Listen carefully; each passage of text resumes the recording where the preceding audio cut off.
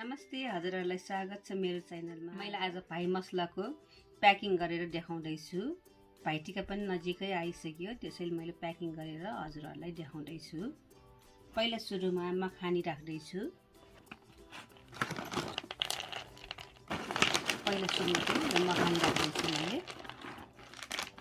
अब यो बदाम हाल्दै छु, काजु हाल्दै छु, अब छोक्रा हाल्दै छु, पिस्ता हाल्दै छु, अब चाहिँ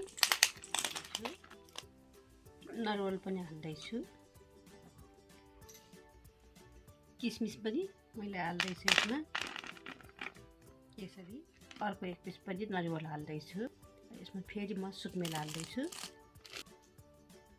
लङ पनि हाल्दै छु यसमै।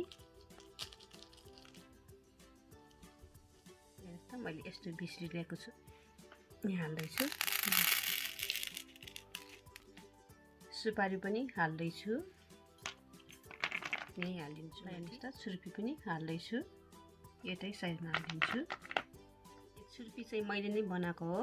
अनि हजुरहरूलाई यो छुर्पीको रेसिपी चाहिन्छ भने मैले भिडियोको अन्तमा राखेको छु, मैले हजुरहरूले हेर्न सक्नुहुन्छ। फेरि एउटा म फेरि चाहिँ यस्तो खालको चकलेट ल्याएको छु, मैले यो हाल्दैछु। मैले यस्तो पनि हाल्दैछु, यसको नाम चाहिँ मलाई अलिक कन्फ्युज भयो, मैले यो पनि हाल्दैछु। अन्जीर एक पिस पनि हाल्दैछु, यो कोइन चकलेट पनि हाल्दैछु। चकलेट पनि मैले लिएको छु, किटक्याट पनि लिएको छु, 5 स्टार पनि सानो लिएको छु। मैले यस्तो चकलेट पनि लिएको छु 7 कलरको भाइ टिकाको लागि, यो पनि हाल्दैछु।